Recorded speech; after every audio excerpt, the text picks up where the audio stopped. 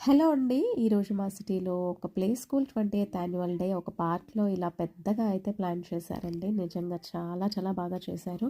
ఎన్నో స్టాల్స్ పెట్టి కిడ్స్‌కి different different varieties of games అయితే ప్లాన్ చేశారు. దానితో పాటు ఇంకా కిడ్స్‌కి ఫేస్ పెయింటింగ్ ఇలా డిఫరెంట్ డిఫరెంట్‌గా ప్లాన్ చేశారు. అన్నింటికంటే మించి మంచి హెల్తీ ఫుడ్ కూడా పిల్లల కోసం అరేంజ్ చేశారండి.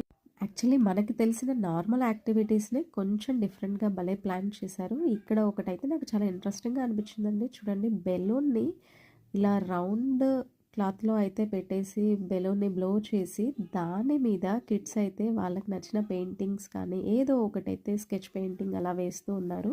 ఇది చాలా ఇంట్రెస్టింగ్‌గా అనిపించింది. జనరల్‌గా బెలూన్‌పై పెయింటింగ్ వేయటం చూస్తుంటాము. కానీ ఇలా దాని బెలూన్‌ని ఒక క్లాత్‌లో పెట్టేసి ఇలా డిఫరెంట్‌గా అయితే పెయింటింగ్ నాకు చాలా బాగా అనిపించింది. ఇలా ప్రతి స్పోర్ట్‌ని, ప్రతి యాక్టివిటీస్‌ని కూడా చాలా డిఫరెంట్‌గా అయితే ప్లాన్ చేశారండి. భలే అనిపించింది. బ్యాలెన్సింగ్ గేమ్స్ అనేవి కూడా ఇంకా నెంబర్ ఆఫ్ గేమ్స్ అయితే ప్లాన్ చేశారు. యాక్చువల్లీ నిన్న చాలా వెదర్ అయితే ఫుల్ సన్నీగా ఉంది.